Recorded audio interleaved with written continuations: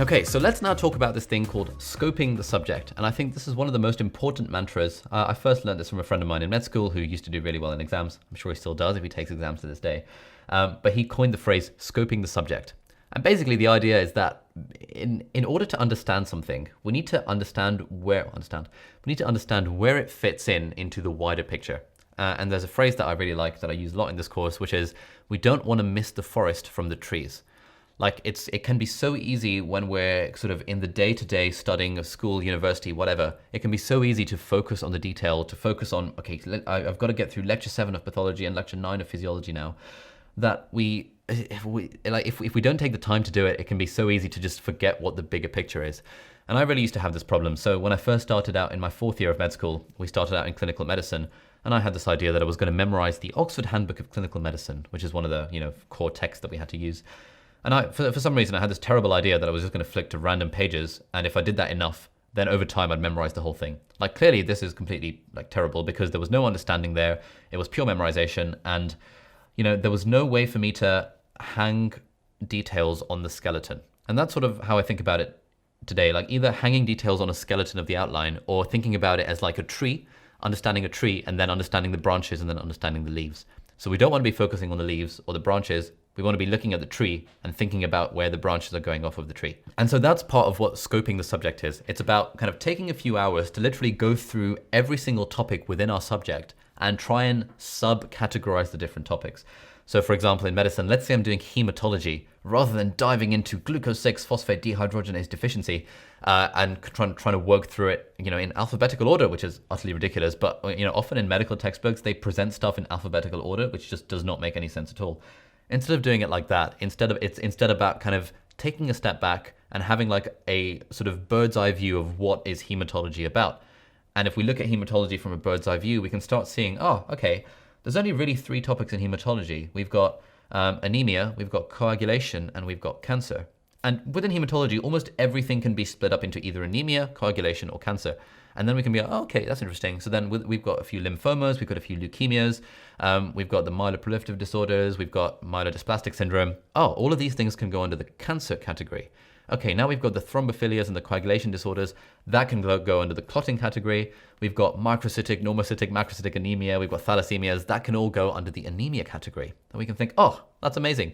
I now understand what the big picture of hematology is. I have scoped the subject, which means that when it comes to revising something like hemophilia, for example, I know exactly where it fits into the bigger picture. Or when it comes to, hairy B-cell lymphoma or, chronic myeloid leukemia or whatever, I know exactly where it fits into the bigger picture, so that I'm not just focusing on the leaves. I'm looking at the leaf of chronic myeloid leukemia, but I'm understanding what branch it comes from and what general tree it comes from, rather than just focusing on the detail. And I think that's really important. And this is something that I recommend to my physiology students these days, that they do at the start of every lecture series. Like, instead of thinking about, all right, lecture 1, lecture 2, lecture 3, lecture 4, think about it as, all right, okay, cool. We're doing cardiology, cardiovascular physiology now. Let me just look through all of the lectures, even before we started the lectures, just to see what the different subheadings are. And now this is something that I do in Notion. So in fact, I'm just going to show you now. So this is what my cardiovascular physiology Notion page looks like. And basically, I have scoped the subject by converting my entire lecture notes into the subheadings. So I know all the different lectures in this.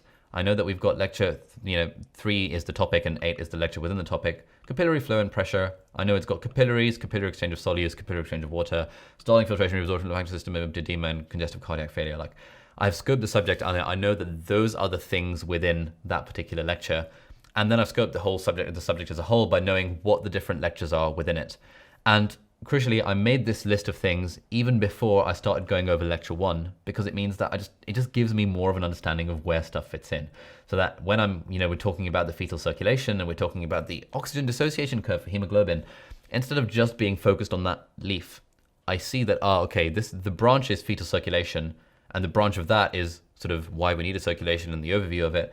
And that's in general part of the tree of cardiovascular physiology. So the reason I'm going on about this so much is because this is something that I used to not do when I was in secondary school and early on in university, because no one had told me that you should do this, that you should, before starting to learn a subject, or even before starting to be even taught a subject, you should actually go through the whole subject and figure out what the subheadings are. But then since I started doing it, I found that now when I'm learning details, I can appreciate the bigger picture. I can appreciate the bird's eye view. And there's an analogy I like in medicine, which I'm sure applies to other subjects as well, which is that you've got the bird's eye view and then you've got the frog's eye view. And the annoying thing is that most of the exams test us on the frog's eye view, like, you know, that nitty gritty minutiae detail. But actually the bird's eye view is the thing that's important for A, helping us understand the subject, and B, at least in medicine, for helping us actually apply it in real life. Because really in real life, as a doctor, we never really think about the intricacies of how the receptors work. Whereas that was what we were tested on in medical school. We just think about the broad picture. So starting off with the broad picture and then narrowing down is, I think, a much better way than, you know, that mistake that we all make of starting with the details and then forgetting, losing the forest from the trees. So that's all I'll say about scoping the subject. Thank you for watching, and I'll see you in the next video. Bye-bye.